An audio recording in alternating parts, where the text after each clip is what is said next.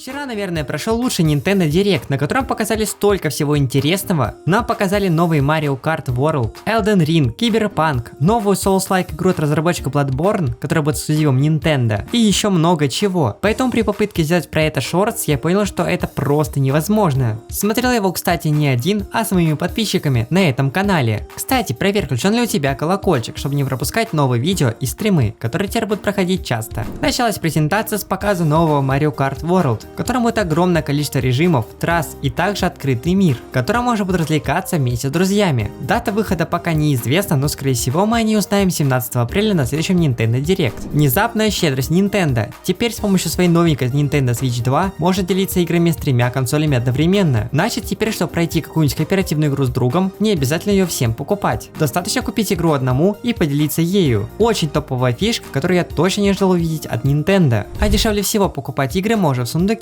Ребята занимаются продажей игр Nintendo уже более 3 лет и имеют более 3000 отзывов на актуальных платформах. В сундуке могут купить игру напрямую на твой аккаунт, так и предложить безопасный способ активации под любой бюджет. Например, Super Mario Odyssey можно урвать за 499 рублей, а недавнее переиздание Сталкера за 599. Ссылочки на ресурс сундука в Telegram вы найдете в описании. Nintendo решили скопировать Discord и строить его в свою консоль. Чтобы его запустить, нужно нажать на кнопочку C на правом джойконе, но для этого у вас должна быть активна подписка Nintendo Online, без нее ничего работать не будет. Общаться можно голосом, для этого даже встроили микрофон в саму консоль и прикрутили к ней всякие нейрофишки для обработки голоса, чтобы убрать весь фоновый шум и ваши друзья могли хорошо вас слышать. Но я бы на это сильно не надеялся, скорее всего звук будет не самым приятным, и лучше подключить стороннюю гарнитуру. Как раз в новом Pro контроллере будет такой разъем. Его, кстати, тоже обновили, добавили 2 дополнительных кнопки сзади и кнопку для Discord. Помимо простого общения вы можете включить демонстрацию своего экрана и смотреть на демонстрацию экрана ваших друзей. А если еще докупить новую камеру, которая используется как вебка, то еще и показывает себя. Можно даже вырезать фон, но правда выглядит это очень плохо. А вот теперь держитесь, экран у нового Switch 2 самый большой среди всех консолей Nintendo, почти 8 дюймов, с разрешением 1080p, что на самом деле спорно, ведь из-за этого нагрузка на железо сильно возрастает. Если поначалу это будет не так сильно заметно, так как железо консоли позволяет запускать игры при таком разрешении, то что будет через пару лет, когда системные требования к играм возрастут? К тому же мы наконец-то получили экран с частотой обновления 120 Гц. Не думаю, что игр с такой частотой кадров будет прям много, но вот, например, Metroid 4 Performance Mod можно играть в 1080p и 120 кадров в секунду. Я тут, кстати, подумал, а ведь возможно и в Fortnite можно будет включить 120 кадров при нормальном качестве изображения. Надеюсь, что эпики сделают нам хорошо.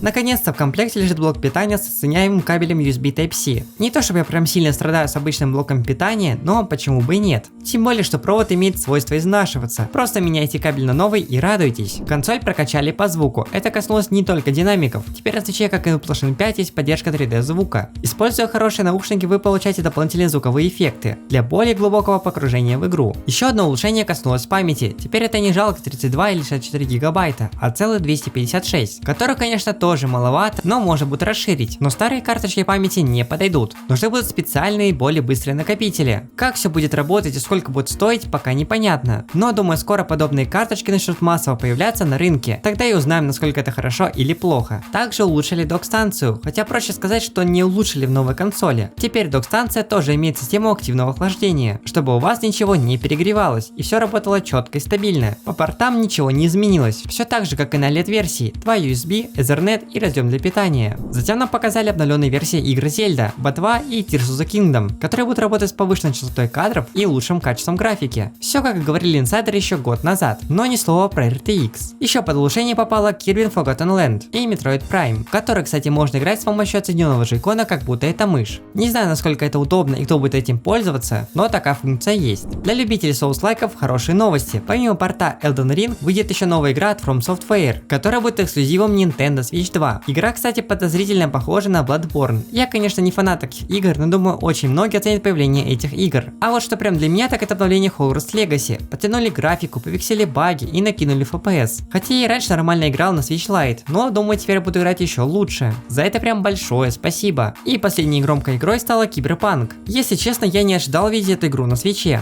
но Nintendo умеет удивлять. Не знаю, что там будет с производительностью, но я все равно ее куплю, уже 4-й раз. А что, надо же поддерживать разработчиков. И теперь то, зачем все сюда пришли, сколько будет стоить новенький Switch. На самой презентации нам не раскрыли цену, хотя это было очень странно. Но спустя полчаса цена стала известна счет инсайдеров, которые ее слили. 400 350 долларов за консоль без игры и 500 долларов за комплект с игрой в комплекте. В целом не так уж и дорого, учитывая сколько всего интересного вы получите за эти деньги. В свободной продаже консоль появится уже совсем скоро, а точнее 5 июня. Зная, как любят барыги поднимать цены на все хайповые вещи в первые дни после релиза, я не думаю, что смогу достать консоль в первые 2 недели. Но как только ажиотаж спадет, я сразу же ее себе прикуплю. Жаль, что всего один цвет. Если честно, мне не нравится, как она выглядит. Это очень скучный дизайн. Придется колхозить различными чехлами, наклейками и прочими аксессуарами, которые, скорее всего, будет очень-очень много. На этом моменте с вами попрощаюсь. Спасибо, что смотрели видео до конца. Ставьте лайки, подписывайтесь на канал и на мой телеграм-канал. Все ссылочки в описании.